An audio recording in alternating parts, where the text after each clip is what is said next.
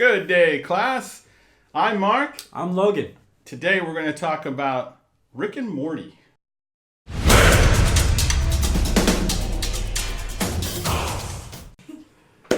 All right, so we just got done playing the Dungeons & Dragons versus Rick and Morty adventure kit, set, box. We're going to talk to you about what's inside it and what we think about it.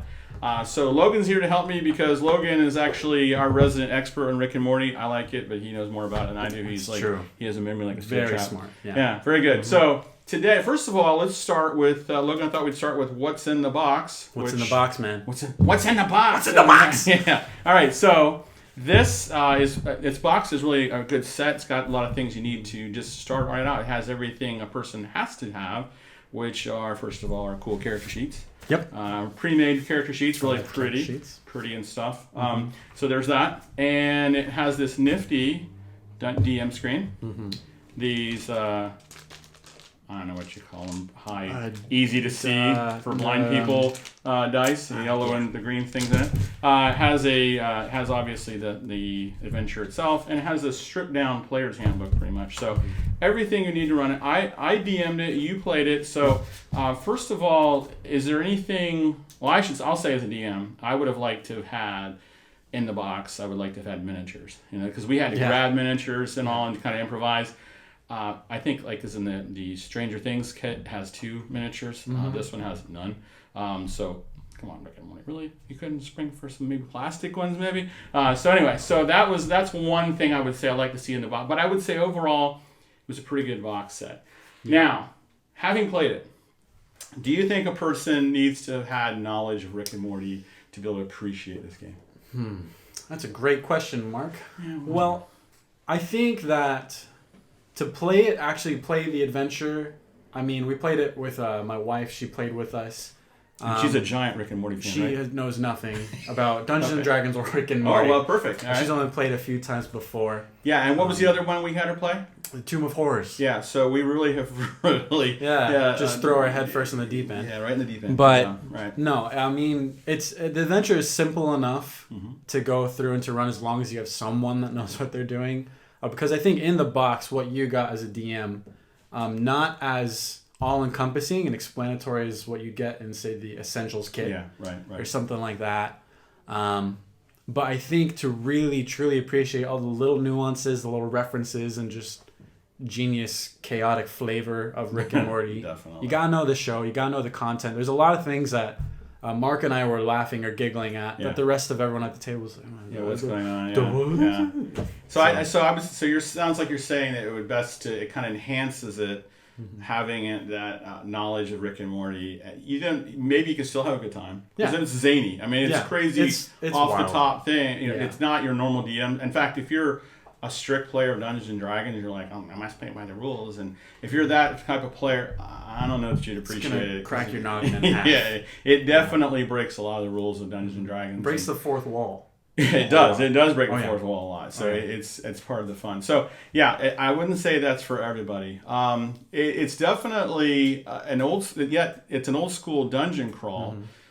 So if you did like Dungeons and Dragons and you missed the good old days of Tomb of Horrors and those dungeon crawls that you're used to, you might appreciate that aspect of it. But I think you'd have to have a little tolerance for wait a minute, it's like a dungeon crawl of old, but it's not as strict as it used to be. So you kind of have to. Yeah. Right on the back of the box it says it's a meat grinder. That's just its description in bold. Yeah. It's got a little note there. And the DM is played by all the character sheets that you showed earlier. You play them as the different characters of Rick and Morty with Morty, Summer, Beth, and I forget who the dad of I don't know his name. Yeah, Jerry. Regardless, Jerry. But the DM is played by Rick. Right. So the whole time you're getting little comments about this doesn't matter, Morty, and just very Rickish things. Very good. Yeah, absolutely. Yeah. Well, and I would say like Gary Gygax's Tomb of Horrors, it seems like Rick is kind of like he's trying to get him. Yeah. So there's that aspect. It's like DM versus the players, which. You got to go in there knowing that's kind of the style, and it is what it is. And Rick likes to manipulate things, so it makes sense. So. Yeah. Now, what about the riddles and puzzles? What did you think of that in here? Riddles and puzzles. Those are tricky. Those are fun. It's a lot like when we played Tomb of Horrors. it's not so much you go in with armor and gear and you just punch your way through it. It's a lot of like the players, not just like rolling numbers, but the players trying to figure out like what does this mean? You know, what are we supposed to do here? Right. There are a lot of ability or skill checks that you'd have to do, and it is nice to have the right character in the right situation, just like any D&D game. But I think this one kind of had the old school feel of making the people, ready for this? Think. Oh, whoa. I know. Now you're just talking crazy talk. It's strange. It's very strange. But I really liked it. I like that it kind of mixed it up because sometimes I feel like, at least in some of the games I play, it's like, all right, you fight these guys. Now you fight these guys. Okay, we're going to talk at a shop. You end up killing the shopkeeper, fighting guards. You know, it's just right. It's just a lot of combat. So it's nice to pace it between combat and challenges and puzzles and... Well, and I think one thing, speaking of the puzzles and all, some of the puzzles and some of the things you noticed is, like, I think I'm a pretty good Rick and Morty fan, but you have a better memory than I, and you recognize that a lot of the philosophies of Rick came out in some of the puzzles and some of the traps and things that were in it. That came out, and you could really, and that, I'm like, oh yeah, you know what, you're right, I could see that. So it's a lot of that is ingrained in the game, which was, I think that was done really well to write that in that way. Yeah, if anyone has seen Rick and Morty, if you've seen any of the episodes from Interdimensional Cable to the World Ender episode, you'd really like how there's a lot of like little things, whether they're quoting or referencing something, but it made me actually have to stop and think. I remember there's a point in the game like okay, this puzzle's impossible to figure out logically. Right. You know, WWRD, what would Rick do? Yeah. And why would he do it to us? That's you know, what stupid lesson is he trying to get across? No, that was an approach I hadn't thought really. Funny. And so basically, one question I have is, so what if a new person were to sit down and play D&D for the first time? Do you think this is a good way for them to play? I don't know. I think I would say no, and here's why. I think the adventure is not the most difficult thing in the world, as long as, you know, the dungeon master knows what's going on. Maybe some of the other players have had experience.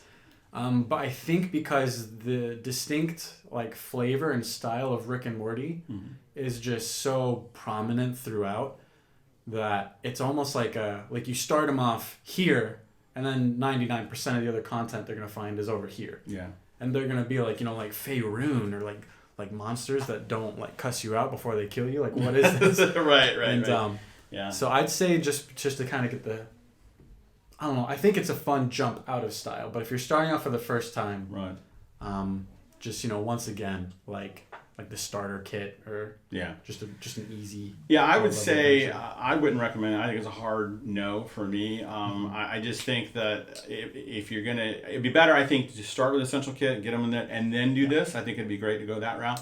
But man, if this is their first time, I think it'd be confusing knowing how much of this is real D&D and how much of this is the Rick version of D&D. So I think that they're very there's a lot of things they just threw out altogether. So I think that's probably not the best approach. And it's better than none, I suppose. Yeah. But at the same time, I think you're right. It'll confuse them a bit because they'll be kind of unclear what's what. Yeah. So I will say another thing about it is the character development in it. It really. This is not a short game, by the way. This is not a one shot. No. This is not something that can be done in 3 hours. No, not. It was 4 or 5. Yeah, we played a long time to finish. Too long. And it really, I think it was too long, and I think that needed to be clear. A lot of times the box set will say about a 3-hour segment or whatever. This needs to be broken up, I think, into segments, and that's something. If you're going to run this, I recommend you do that. It does talk in the beginning about when to level up and things like that, but that wasn't super clear. It needed to be like a spot, okay, here's where they need to level up. Maybe here's a time from the rest, that kind of thing. So I would have liked to have seen that in there a little bit. But so that's something that if you're going to run this, you need to know that you cannot do that like in 3 hours. Yeah. And so anyway, I think that's the thing. Also, another thing you have to go into is knowing that these are pre-made characters already ready to go. The problem I felt like with this was like, they're so pre-made, at first glance you look at it and go, well, I don't have to do any thinking. It has everything in here I need. I don't necessarily have to pick my spells and all that. But what we found out is that there's for a lot of it, yes, but in a lot of it, no. So you kind of find out on the fly that, oh, I do need some of that spell stuff. So that, I think, was an issue. So we ran into that while we played. So I felt like it either needed to be all pre-made or not, but what we've got is kind of somewhere in between. So there's that. Yeah, I think what I liked about it. Well, one thing that I like, is that if you've read the Dungeons and Dragons Rick and Morty comic books, these are the characters that they use. It kind of goes about the same, because they're great. They're really fun if you're a fan of D&D or Rick and Morty, or hopefully both. Right. Just like how this set is set up to be kind of a merger of the two. But it goes over with those characters that they create in the game. Right. But I mean, once you probably play it with this after the first time, maybe I could have enough of a taste in my mouth to okay, I kind of got it down. Right. I want to try using the Morty style character with it, and then I could just build a new one. Right. Because like you said, everything's printed out pretty solidly here. Yeah, and you need to, because it was a very strange aspect of the game is you were playing as the characters. Playing a character.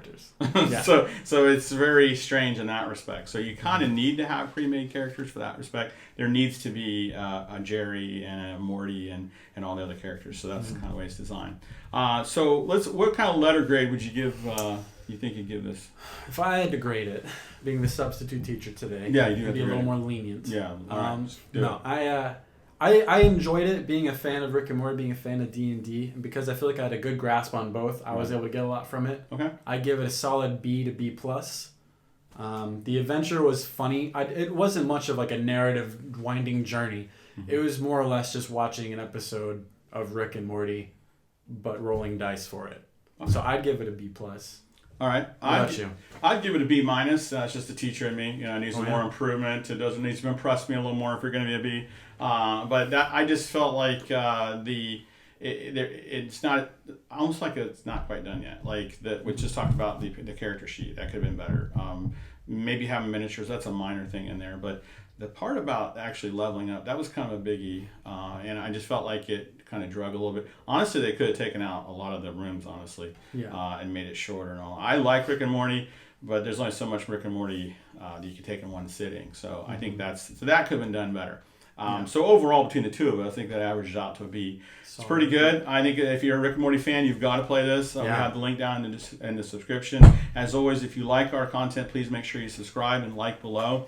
Down in the comments, tell us what is it you'd like to see in a Rick and Morty game or a sequel. I mean, we live in the age of sequels. If they're going to do a Rick and Morty game, I know this has been a success. I know they've sold a lot of these. Yeah. What could they do in a future box set or something, do you think? So down in the comments, if you could comment below, we would appreciate that. So I think that's all we got time for today. Logan, thanks for coming. I appreciate being our expert. And with that, class dismissed.